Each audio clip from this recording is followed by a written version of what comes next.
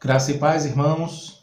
Estamos aqui reunidos neste canal digital, com o nosso grupo de transmissão, nesta Escola Bíblica Dominical, dia 29 de maio de 2020, ainda no período de isolamento social, mais uma semana vencida, para a glória do Senhor, e nós estamos agora entrando no capítulo 5. Vamos finalizar o capítulo 4 de Hebreus e adentraremos logo também no capítulo 5 de Hebreus.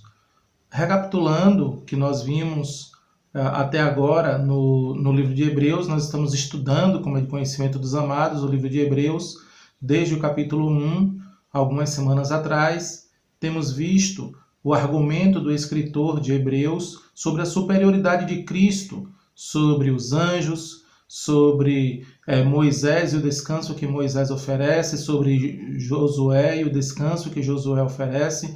Então, Cristo tem sido demonstrado como superior e o culto cristão como superior, a adoração pós-sacrifício de Jesus como superior àquela adoração que era prestada antes. Então, vamos entrar agora no novo argumento de que o sacerdócio de Cristo é superior ao sacerdócio dos sumos sacerdotes do Antigo Testamento. Esse é o argumento que ele mostra agora. E quais são os benefícios para nós, que somos adoradores do Senhor, pela mediação de Jesus Cristo, porque ele morreu na cruz do Calvário e ressuscitou ao terceiro dia, e hoje ele intercede por nós. Oremos. Querido Deus, glorioso Pai, em nome de Jesus, ó Pai, nós te agradecemos por esta oportunidade, Senhor, de estudar a Tua Palavra. Te pedimos, ó Deus, em nome de Jesus, abençoa, Senhor. Nos ajuda a fazer a Tua vontade, Pai. Eis aqui, Senhor Deus, o livro de Hebreus, os versículos que nós vamos ler, o estudo, Pai, a preparação, que nós queremos que o Teu Espírito Santo dê aos nossos corações nesta manhã. É isso que nós te pedimos, ó Pai. Queremos aprender do Senhor e te pedimos que o Teu Espírito Santo nos ajude, Deus. Nós oramos agradecidos em nome de Jesus. Amém. Então, vamos fazer a leitura da palavra do Senhor. Será de Hebreus, capítulo 4, leremos a partir do versículo 14. Então, Hebreus, capítulo 4, a partir do versículo 14, e nós leremos também todo o capítulo 5. Então, Hebreus, capítulo 4, verso 14, diz assim: Visto que temos um grande sumo sacerdote, Jesus, Filho de Deus, que penetrou nos céus, retenhamos firmemente a nossa confissão. Porque não temos um sumo sacerdote que não possa compadecer-se das nossas fraquezas, porém um que, como nós, em tudo foi tentado, mas sem pecado. Cheguemos, pois, com confiança ao trono da graça, para que possamos alcançar misericórdia e achar graça, a fim de sermos ajudados em tempo oportuno. Porque todo sumo sacerdote, tomado dentre os homens, é constituído a favor dos homens nas coisas concernentes a Deus, para que ofereça dons e sacrifícios pelos pecados, e possa compadecer-se eternamente dos ignorantes e errados, pois também ele mesmo está rodeado de fraqueza. E por esta causa deve ele, tanto pelo povo como também por si mesmo, fazer oferta pelos pecados. Ninguém toma para si essa honra, senão o que é chamado por Deus como Arão. Assim, também Cristo não se glorificou a si mesmo para se fazer sumo sacerdote, mas glorificou aquele que lhe disse: Tu és meu filho, hoje te gerei. Como também diz noutro lugar: Tu és sacerdote eternamente, segundo a ordem de Melquisedeque, o qual, nos dias de sua carne, oferecendo com grande clamor e lágrimas orações e súplicas ao que podia livrar da morte, foi ouvido quanto ao que temia. Ainda que era filho, aprendeu a obediência por aquilo que padeceu. E, sendo ele consumado, veio a ser a causa de eterna salvação para todos os que lhe obedecem. Chamado por Deus sumo sacerdote segundo a ordem de Melquisedeque, do qual muito temos que dizer, de difícil interpretação, porquanto vos fizestes negligentes para ouvir. Porque, devendo já ser mestres pelo tempo, ainda necessitais de que se vos torne a ensinar quais sejam os primeiros rudimentos das palavras de Deus, e vos haveis feitos tais que necessitais de leite, e não de sólido mantimento. Porque qualquer que ainda se alimenta de leite, não está experimentado na palavra da justiça, porque é menino. Mas o mantimento sólido é para os perfeitos, os quais, em razão do costume, têm os sentidos experimentados para discernir tanto o bem como o mal. Então, essa aqui é a leitura, é um todo que adentra, inclusive, no capítulo 6, mas nós temos esses versículos aqui que serão o início dessa análise deste pensamento, desta unidade de pensamento do escritor de Hebreus. Os primeiros 3 versículos da nossa leitura são o capítulo 4, que vai dos versículos 14 a 16. São 3 versículos que dizem assim: Visto que temos um grande sumo sacerdote, Jesus, Filho de Deus, que penetrou nos céus, retenhamos firmemente a nossa confissão. Porque não temos um sumo sacerdote que não possa compadecer-se das nossas fraquezas, porém um que, como nós, em tudo foi tentado, mas sem pecado. Cheguemos, pois, com confiança ao trono da graça, para que possamos alcançar misericórdia e achar graça, a fim de sermos ajudados em tempo oportuno.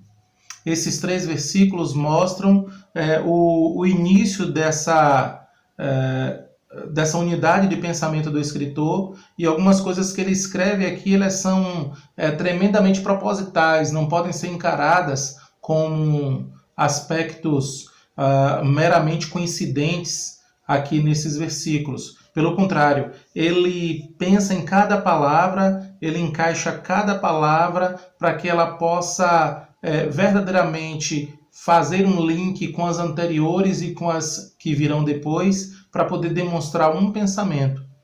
A superioridade do sacerdócio de Jesus como sumo sacerdote sobre os sacerdotes ou sumos sacerdotes do Antigo Testamento, e com isso ele demonstrar a divindade de Jesus.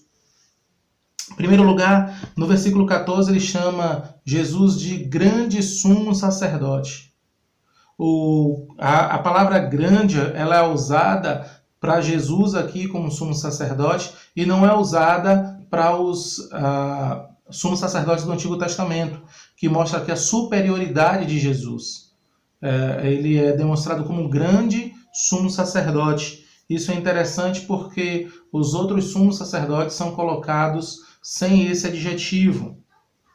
E aqui nós encontramos 2 coisas. Primeiro, o nome de Jesus, que ele usa mais uma vez. É interessante que esse nome ele aparece 9 vezes na Epístola aos Hebreus, e depois ele chama Filho de Deus. Então, Jesus, Filho de Deus. Nós temos aqui a junção de 2 ideias sobre Jesus que elas precisam andar de mãos dadas sempre. Não podemos fazer uma separação total, embora sejam 2 informações que se completam, elas precisam ser sempre consideradas juntas, que é Jesus. Aqui o autor, o escritor de Hebreus, ele está se referindo àquela pessoa histórica, Jesus, aquele filho de carpinteiro, aquele homem que historicamente viveu na Terra Prometida, historicamente foi morto debaixo do governo de Pôncio Pilatos e que historicamente ressuscitou ao 3º dia. E ao chamá-lo Filho de Deus, agora ele está trazendo outro conceito sobre Jesus, a parte divina. Então nós temos o Jesus humano histórico, uma pessoa histórica, alguém que a história, a arqueologia e tantas outras ciências e conhecimentos humanos não podem negar sua existência. sua passagem sobre a terra. Até algumas décadas atrás admitia-se que Jesus era uma lenda e tudo mais, mas nenhum historiador que preze o seu currículo hoje, ele poderia dizer que o Jesus histórico não existiu. Ele é obrigado a reconhecer a existência do Jesus histórico pelos dados, pelas fontes bíblicas e extrabíblicas acerca de Jesus. E também essa informação ela é agora juntada à parte humana, à parte divina. Ele é chamado Filho de Deus. Ele é gerado por Deus. Então ele não é criado por Deus, mas ele é gerado. Filho significa gerado. Então ele é da mesma divindade do Pai. E a frase seguinte é que penetrou nos céus. É interessante que essa palavra que penetrou nos céus, ela passa a ideia de passagem livre. É algo que se faz sem obstáculos, ou seja, a possibilidade de Jesus entrar nos céus foi completa depois de sua morte e ressurreição. Isso nos dá a ideia de que Jesus completou a sua obra e, portanto, ele é digno de penetrar nos céus sem nenhum tipo de resistência pelo seu mérito, por ter terminado a sua obra. E ele também tem esse direito por uma outra característica.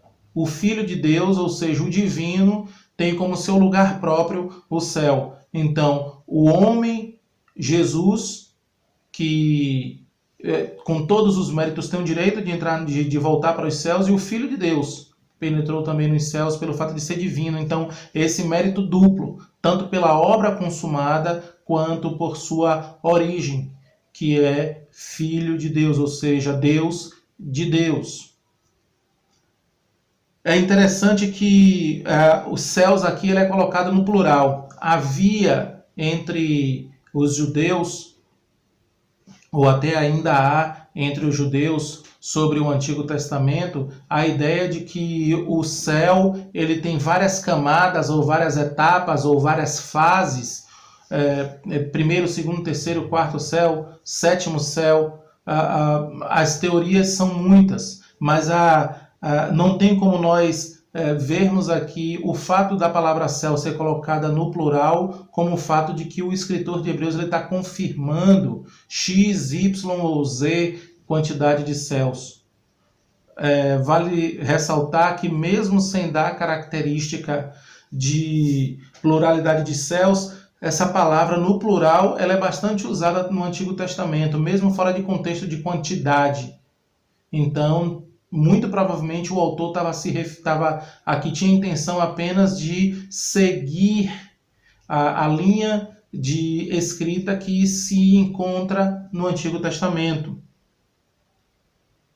Logo depois, no final do versículo 14, ele diz: retenhamos firmemente a nossa confissão. Novamente, nós encontramos aqui na mente do escritor a ideia da graça salvadora, usando o esforço humano como um sinal de cristianismo verdadeiro. Ou seja, embora fique claro para nós que somos salvos pela graça, somos sustentados pela graça e seremos glorificados pela graça, aqui nós encontramos mais uma vez a palavra, né, nos mostrando que existe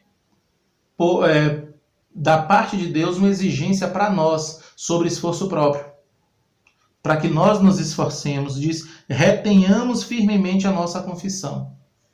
De alguma maneira, por algum motivo, o Senhor ele deseja que haja essa combinação entre a sua graça salvadora e mantenedora com o esforço humano, claro, esse esforço baseado na graça e na provisão do Senhor. Não é o esforço humano como obras para a salvação, mas sim uma comprovação de que a pessoa é salva pelo fato dela já andar fazendo a vontade do Senhor.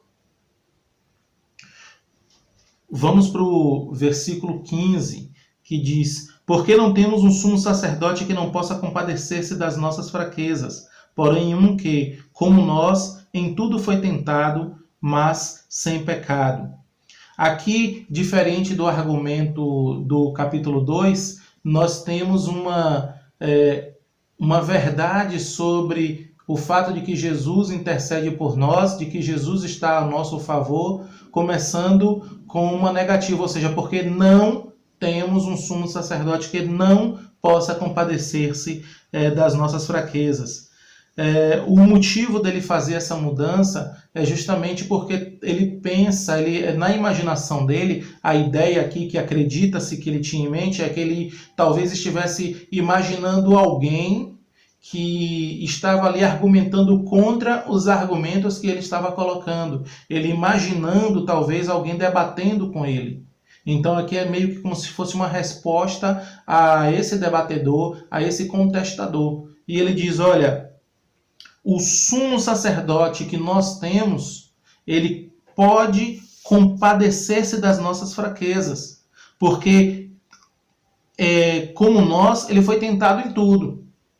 Então, o Senhor, ele pode compadecer-se de nossas fraquezas. Ele compadece-se de nossas fraquezas porque ele é o nosso sumo sacerdote e que foi tentado em todas as áreas que nós fomos tentados. E aí faz uma pergunta, mas se existe essa diferença de que nós somos tentados e infelizmente, vez por outra, nós estamos caindo.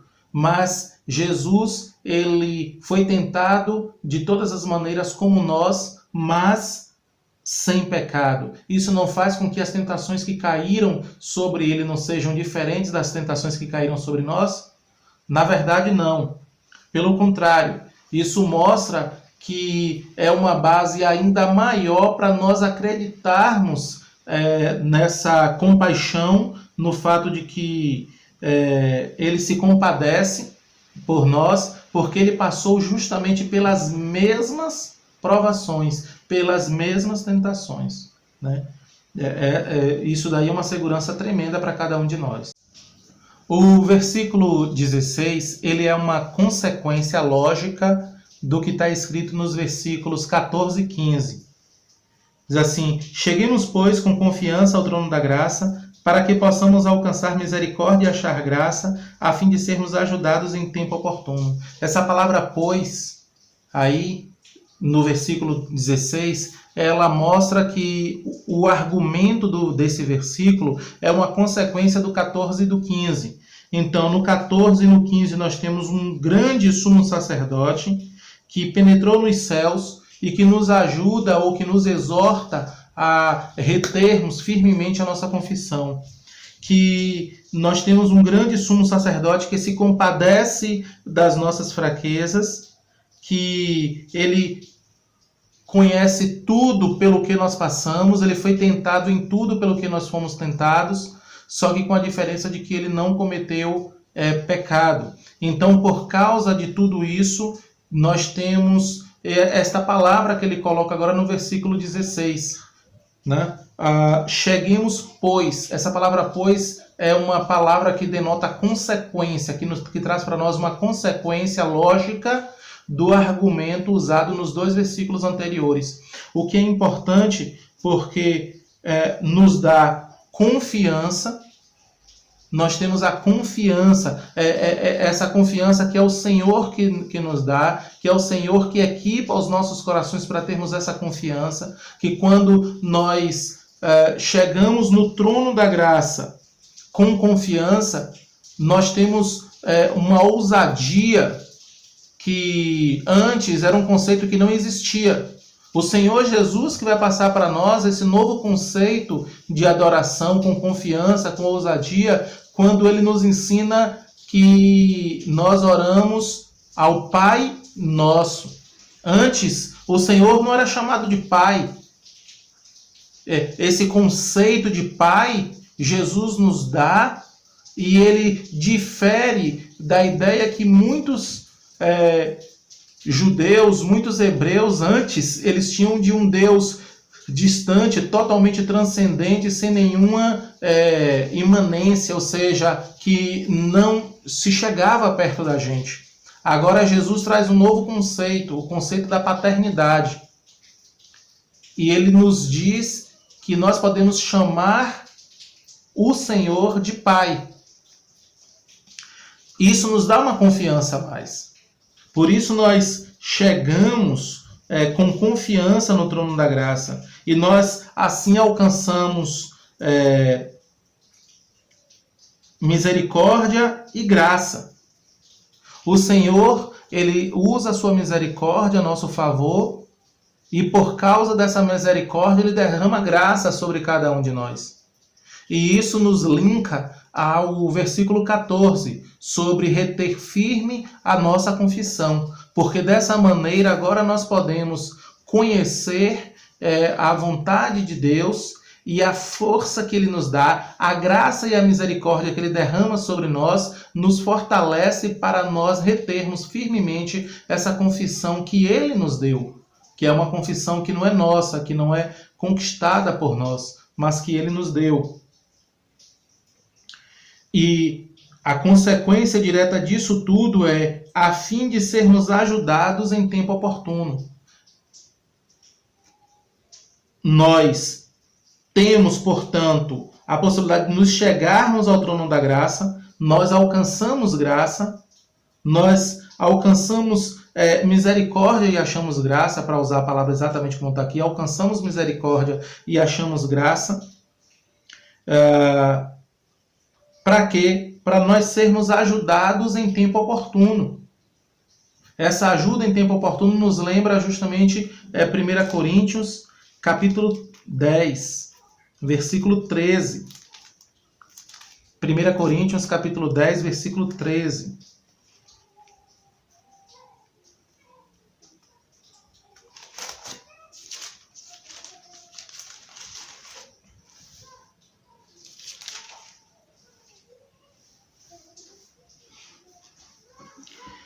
Não veio sobre vós tentação, senão humana. Mas fiel é Deus que não vos deixará tentar acima do que podeis, antes com a tentação dará também o escape para que a possais suportar. Então, quando somos tentados, o Senhor provê na hora certa o escape para que possamos suportar. E isso joga por terra qualquer argumento que muitas pessoas têm. Elas botam a mão na consciência e dizem: Deus foi mais forte do que eu. Eu não queria. Eu não resisti. Não. Se você é lavado e remido pelo sangue do Cordeiro, se você é realmente um filho de Deus, então você tem a possibilidade de alcançar misericórdia e achar graça para ser ajudado em tempo oportuno. Ou seja, toda vez que vem a tentação, vem também o escape para quê? Para que nós possamos suportar. Então nós somos ajudados em tempo oportuno, nós temos sempre uma saída, e isso tudo é proveniente da graça salvadora e mantenedora do Senhor sobre nossas vidas. Então esses primeiros 3 versículos, eles têm essa maravilha para cada um de nós, porque vão dizer ou nos mostram o quanto o Senhor ele provê para nós uma salvação maravilhosa e o quanto esse sumo sacerdócio de Jesus ele é infinitamente superior ao sumo sacerdócio dos levitas na época do Antigo Testamento, porque ele pode se compadecer de nós e essa sua compaixão em nosso favor ela é superior pelo fato de que o nosso sumo sacerdote nunca pecou.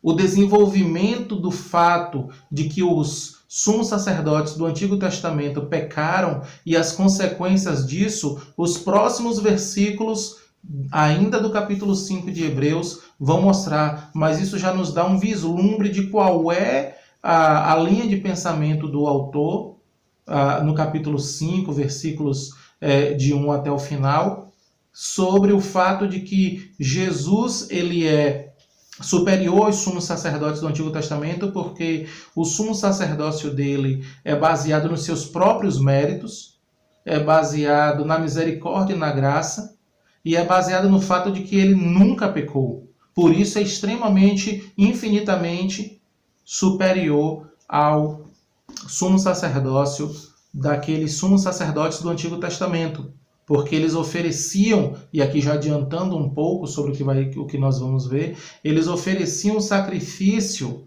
tanto em favor da nação quanto em favor de si mesmo. Para o capítulo 5, nos nossos primeiros versículos aqui do capítulo 5, a nossa intenção agora é ver os primeiros versículos do capítulo 5 para a gente poder continuar nessa análise aí dessa unidade de pensamento do autor, né, do escritor do livro de Hebreus. Leremos os primeiros 3 versículos que dizem assim: porque todo sumo sacerdote tomado dentre os homens é constituído a favor dos homens nas coisas concernentes a Deus, para que ofereça dons e sacrifícios pelos pecados e possa compadecer-se ternamente dos ignorantes e errados, pois também ele mesmo está rodeado de fraquezas. E por esta causa deve ele, tanto pelo povo como por si mesmo, oferecer oferta pelos pecados. Esse capítulo 5 começa com a palavra porquê, né? Uma espécie de resposta ao que já havia sido colocado desde o versículo 14 do capítulo 4, que quando nós começamos essa análise nesta manhã, e ele vai dizer que todo sumo sacerdote tomado dentre os homens é constituído a favor dos homens nas coisas concernentes a Deus. O primeiro ponto é que o sumo sacerdote ele é tomado dentre os homens. Era necessário que o sumo sacerdote ele fosse um homem como os demais, para que ele pudesse se compadecer deles, para que ele a intermediação, os sacrifícios, as ofertas que fossem oferecidas por esse sumo sacerdote, para que elas fossem aceitas, era necessário que ele fosse igual, que ele tivesse as mesmas limitações, as mesmas capacidades daquelas pessoas por quem ele estava oferecendo dons e sacrifícios. Por isso era necessário que o sumo sacerdote ele fosse igual aos outros homens, por isso tomado dentre os homens. E isso nos traz também o fato de que ele foi tomado. Aqui o escritor ele quer passar para a gente a ideia de que ele sabia que o sumo sacerdote ele era tomado dentre os homens, ou seja, não era algo que o sumo sacerdote buscava para si mesmo, ou que pelo menos não deveria buscar para si mesmo, mas que o sacerdócio era algo teocrático, ou seja, era Deus que determinava, era o Senhor que chamava, era um ministério para o qual o Senhor chamava, e o homem ele só tinha uma saída: obedecer, aceitar o sumo sacerdócio e exercer. Nós vemos isso, inclusive, quando, e o escritor vai tocar nesse ponto nos versículos seguintes, mas quando o Senhor chama Arão. Então, o sacerdócio arônico, vamos chamar assim, ele teve início justamente seguindo esta lógica, a de que o sumo sacerdócio foi escolhido pelo Senhor. Foi o Senhor que chamou Arão e seus filhos e daí por diante. Ele foi tomado dentre os homens, e como já falamos antes, para que ele pudesse exercer essa intercessão pelos homens, ele ser esta pessoa que era um representante de Deus entre os homens e um representante dos homens diante de Deus. Era necessário que ele fosse um homem, um ser humano com todas as características iguais às outras pessoas. Então, ele foi tomado dentre os homens, ele é constituído a favor dos homens nas coisas concernentes a Deus. A ideia é que ele tivesse essa possibilidade de interceder diante do Senhor em favor dos homens, porque são as coisas de Deus. E o Senhor, ele exige que todas as suas coisas sejam santas, porque ele é santo.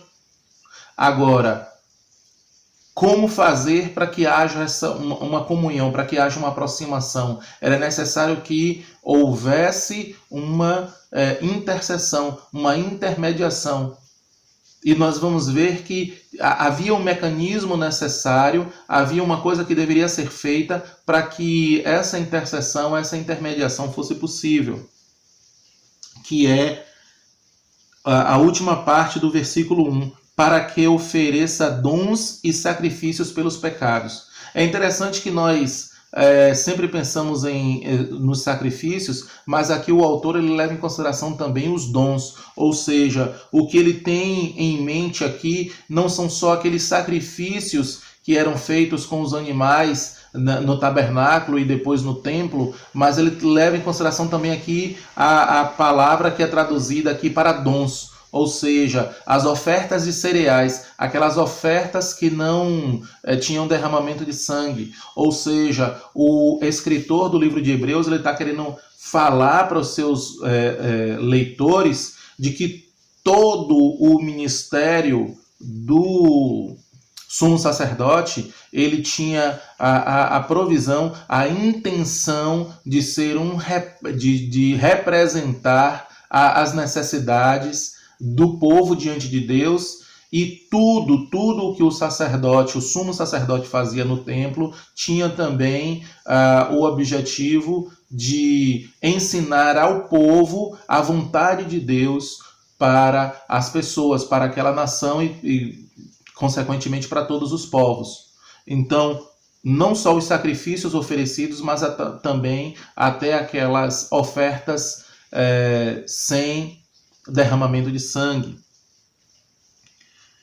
E essas ofertas também pelos pecados. O versículo 2 diz: e possa compadecer-se eternamente dos ignorantes e errados, pois também ele mesmo está rodeado de fraqueza. Esse compadecer-se eternamente significa que o sumo sacerdote ele tinha que ter o sentimento de se identificar com os outros, ele se reconhecer como estando também rodeado de fraqueza. Essa compaixão, esse ato de se compadecer eternamente, logo de quem? Dos ignorantes e errados. Então, o objetivo do ministério araônico ou arônico era fazer com que o sumo sacerdote ele não desprezasse, pelo contrário, ele tivesse um sentimento de compreensão dos pecados cometidos pelos ignorantes, pelos errados, se reconhecesse como alguém semelhante a eles e tivesse um compadecimento de chamá-lo. A ideia aqui dessas palavras, tanto ignorantes como errados, é a ideia de quem comete um pecado por ignorância. E o errado como aquele que cometeu um erro, mas tem vontade de, depois de um arrependimento genuíno, não voltar a cometer esse erro novamente. É diferente daquele que tem uma dura cerviz, que comete os pecados de maneira intencional e não tem intenção nenhuma de deixá-los. Eles estão muito felizes com esse estado. É aquele que se reconhece como doente e que precisa de um médico, é esse que é identificado aqui como ignorantes e errados. Não é aquele errado contumaz, mas é aquele que se reconhece como alguém que errou, mas que tem o desejo grande mesmo de fazer a vontade do Senhor, de deixar de errar. Então, o sumo sacerdote ele é chamado para se compadecer de maneira terna, ou seja, a firmeza necessária para mostrar que o erro foi cometido, mas a ternura necessária para dizer, olha, se você está arrependido, vem cá, vamos oferecer aqui sacrifícios para que você seja perdoado diante do Senhor. E isso porque ele se reconhece como alguém que lhe é igual. Isso é totalmente diferente da sociedade dentro da qual nós vivemos hoje, em que os ignorantes eles são deixados de lado. Os melhores salários, as melhores oportunidades, o melhor do extrato social, ele é dado àquele que sabe mais, ele é dado àquele que possui mais, é dado àquele que tem mais conhecimento técnico, por isso ele pode amealhar riquezas, ele pode manter riquezas, ele pode até aumentar suas próprias riquezas. Aqui o Senhor está deixando bem claro de que ele cuida também dos ignorantes e errados, as pessoas que têm pouco conhecimento. Para o Senhor tem o mesmo peso. Não é como essa sociedade nossa, em que o peso, as beatitudes e todos os confortos da nossa sociedade são oferecidos só para aquelas pessoas que detêm mais conhecimento. Aqui os ignorantes, eles também são lembrados pelo Senhor e eles são tratados de maneira terna, né? Isso mostra o caráter de Deus no fato de ele nos colocar a todos no mesmo nível, porque todos estamos no mesmo nível diante do Senhor. Já aqui o versículo 4, nós encontramos também o Senhor ele nos ensinando o seguinte: ninguém toma para si esta honra, senão que é chamado por Deus como Arão. Aqui novamente é estabelecido o critério, é demonstrado o critério que o Senhor usa para a chamada, para o chamado dos homens para o ministério do sumo sacerdócio. E ele diz que ninguém toma para si essa honra. Por que ninguém toma para si essa honra? Porque é um chamado divino. Alguém pode argumentar que talvez ao longo da história alguns homens tenham sido sumos sacerdotes sem ter tido as características necessárias para assumir esse ministério durante a história de Israel e fazendo talvez até um paralelo com o pastorado durante a época da igreja, do Novo Testamento. Vale ressaltar que alguém que exerce uma determinada função de maneira inapropriada, sem ter o chamado de Deus para aquela função, não significa necessariamente que aquela pessoa tem realmente aquela função, porque o chamado é divino. Então a pessoa está exercendo uma função que no final das contas não lhe pertence. Então, em última instância, é como se aquela pessoa não fosse aquilo que diz ser, porque a última palavra é do Senhor. Pois bem, aqui é o chamado divino, é o Senhor que chama, porque ninguém toma para si essa honra, senão o que é chamado por Deus, como Arão. Ele volta a falar do chamado que o Senhor faz, o Senhor chama Moisés e diz: olha, separa Arão e seus filhos para esse ministério, para esse ofício, para essa função, porque eu os tenho chamado, eu os tenho separado com esse objetivo. Versículo 5. Assim também Cristo não se glorificou a si mesmo para se fazer sumo sacerdote, mas glorificou aquele que lhe disse: tu és meu filho, hoje te gerei. O que nós encontramos é Cristo, mostrando que Cristo não se glorificou a si mesmo, ou seja, enquanto ele esteve aqui, ele seguiu justamente o caminho que ele mesmo traçou para si, que foi o inverso de o autoesvaziamento. Ele esvazia a si mesmo, ele é obediente até a morte, e antes dessa morte ele se faz semelhante a nós, ou seja, ele segue todos os critérios necessários para o sumo sacerdócio, porque era necessário que o sumo sacerdote ele tivesse as mesmas características das pessoas a quem ele representava. Então, se nós somos seres humanos, em todas as características que nos faz seres humanos, Era necessário que esse sumo sacerdote perfeito, ele também tivesse essas mesmas características nossas, nascido de mulher, nascido sob a lei, ele vem e exerce essa função de sumo sacerdote de maneira perfeita, porque ele é igual, ele é 100% homem, igual a todos nós. A única diferença que o separa de nós é o fato de que ele resistiu a todas as tentações e passou por todas as provações sem pecar, de modo que isso não o exclui da humanidade, isso não lhe tira nenhum ponto, nenhum pedaço, nenhuma parte, nada que se possa falar sobre a humanidade pode ser separada de Cristo pelo fato de que ele não pecava e de que ele nunca pecou. Ele é santo, mas em todas as características, com exceção do pecado, ele é igual a nós. Passou por todas as situações que nós passamos. Ele não glorificou a si mesmo.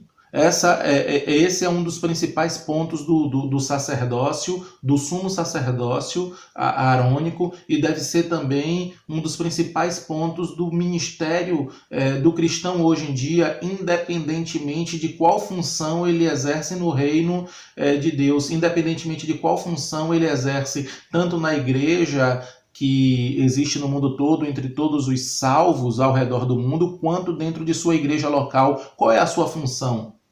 O Senhor te chamou, o Senhor te colocou em que posição dentro da igreja?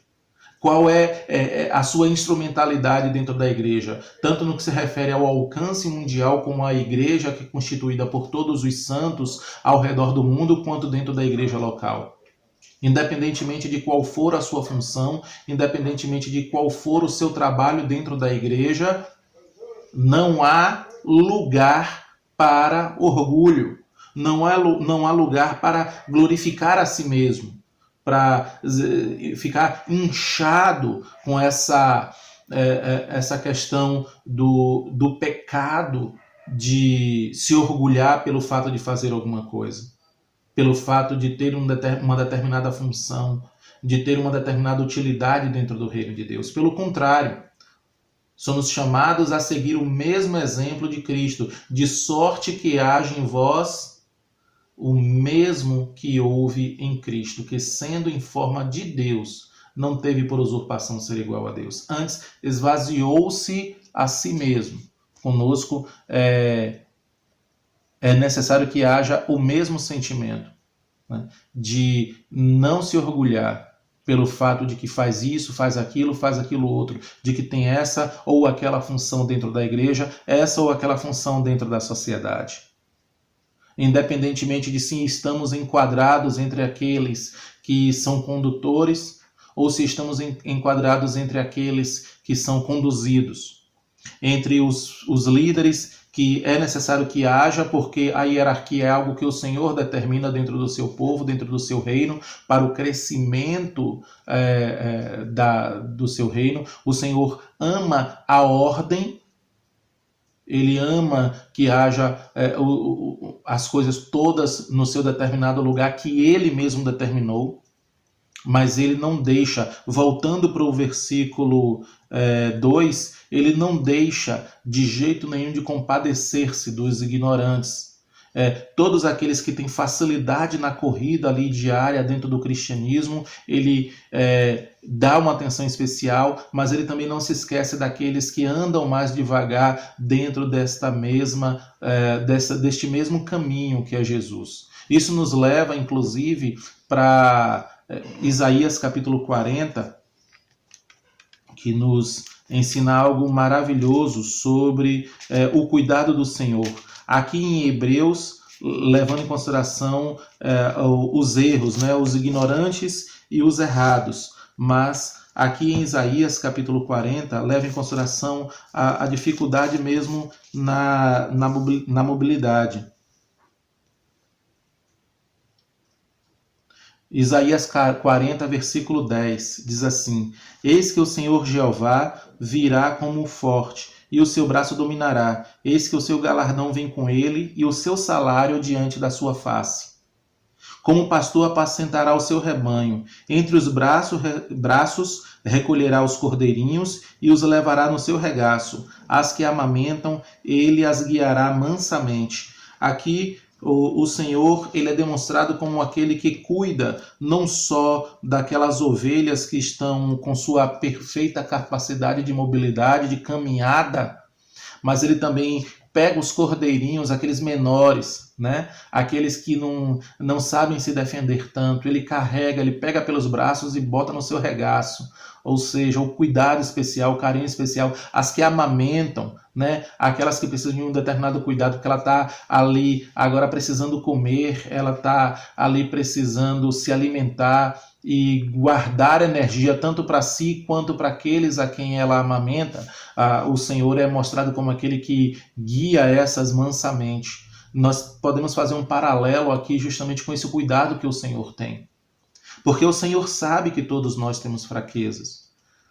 E Cristo é mostrado como aquele que é obediente em tudo, que é aquele que não busca a glória para si mesmo, como aquele que aponta para o Pai. Nós vemos então esse ministério enquanto ele está aqui na terra, né? Para quê? Para que nós possamos aprender a humildade, para que nós possamos aprender que todos somos iguais, para que nós possamos aprender e vivenciar essa igualdade entre todos nós. Então, nós paramos aqui nesse versículo 4, nesta manhã. A nossa intenção é que nós possamos verdadeiramente crescer dessa maneira aqui. Esses versículos 14, 15 e 16 de Hebreus capítulo 4 e também os primeiros 4 versículos de Hebreus capítulo 5. Com essa, é claro que a unidade de pensamento do autor, ela vai muito mais além, ela adentra inclusive no capítulo 6, mas com essa nossa proposta de estudo do livro de Hebreus, a nossa intenção não é pressa, mas sim poder captar, é claro que não de maneira exaustiva, mas captar pelo menos a essência de cada um dos versículos e a sua interconexão com os outros versículos e com outros livros da Bíblia. Então a nossa intenção, a gente pode parar aqui sem problema nenhum e a gente poder ter esse ensinamento maravilhoso de que o sumo sacerdócio de Jesus, ele é superior ao sumo sacerdócio arônico, e o Senhor, ele nos ensina o quanto ele nos ama, ele cuida de nós em nossas fraquezas, ele cuida de nós em nossas necessidades, e ele nos guia. Ele é o nosso sumo sacerdote, né? Glória a Deus por isso. Oremos. Querido Deus, glorioso Pai, em nome de Jesus Cristo, Senhor, te agradecemos por esta oportunidade, Senhor, que o Senhor nos dá de nesta manhã aprendermos mais da Tua Palavra.